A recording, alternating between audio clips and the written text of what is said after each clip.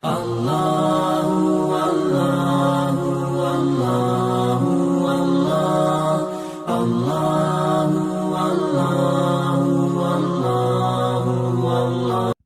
اللہ الرحمن الرحیم۔ جب مکہ کی پہاڑیوں سے ہدایت کا سورج نمودار ہوا اور رسول اللہ صلی اللہ علیہ وسلم نے کوہ صفا پر چڑھ کر باطل کے خلاف توحید کا ایک زوردار نعرہ لگایا، بت پرستوں کی بستی میں یہ ایک نامانوس آواز تھی جس کی طرف بہت کم لوگ آئے ابتدا میں، اور اکثر اس کی مخالفت پر تل گئے، لیکن رسول اللہ صلی اللہ علیہ وسلم نے صبر و استقامت کے ساتھ اپنا دعوتی مشن جاری رکھا اور 15 سال کے قلیل عرصہ میں ایک مضبوط جماعت تیار کر کے باطل کو مٹانے اور دین کی سربلندی کا ایک طوفانی سلسلہ شروع کیا۔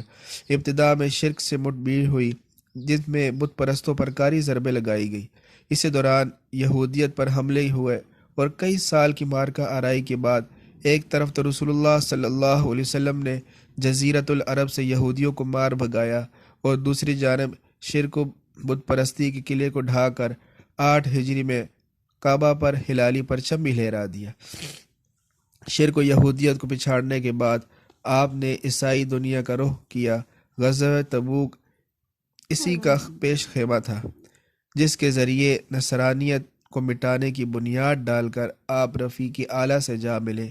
وفات نبوی کے بعد زمانہ خلافت سیدنا صدیق اکبر رضی اللہ تعالیٰ عنہ کے ہاتھ آئی، جنہوں نے شمع محمدی کے پروانوں میں اعلاء کلمت اللہ کی ایسی روح پھونکی کہ انہوں نے نہ صرف فتنہ ارتداد کو جڑ سے اکھاڑ پھینکا بلکہ روم اور ایران کے محلوں میں نماز پڑھنے کے لیے صحابہ کرام نے دین کے نشے میں مدہوش ہو کر دیوانہ وار کیس و کسریٰ کے دروازے جا کھٹکھٹائے۔ عیسائیت و مجوسیت اگرچہ ان کے قدموں کی دھمک ہی سے لرز گئی تھی اور ان کے لیے اس ناگہانی آفت کا مقابلہ آسان نہ تھا، لیکن اپنی سلطنت کو بچانے کے لیے بالآخر انہوں نے میدان میں انہیں آنا ہی پڑا۔ ایمان اور کفر ٹکرائے، ہلال و صلیب سے چنگاریاں نکلی اور شرک و یہودیت کی طرح نصرانیت و مجوسیت نے دور فاروقی میں تھک ہار کر اسلام کے سامنے ہتھیار ڈال دیے۔ چنانچہ ادھر بیت اللہ پر دین محمدی کا پھریرا لہرایا اور ادھر کسریٰ کے فلک بوس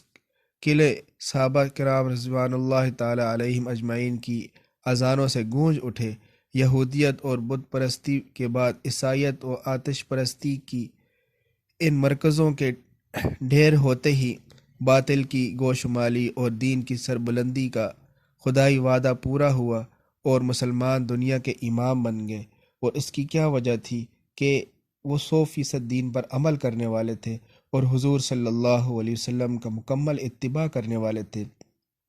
آج ہم مختلف طریقے سے پریشانیوں کے سامنے ہیں، دینی لحاظ سے،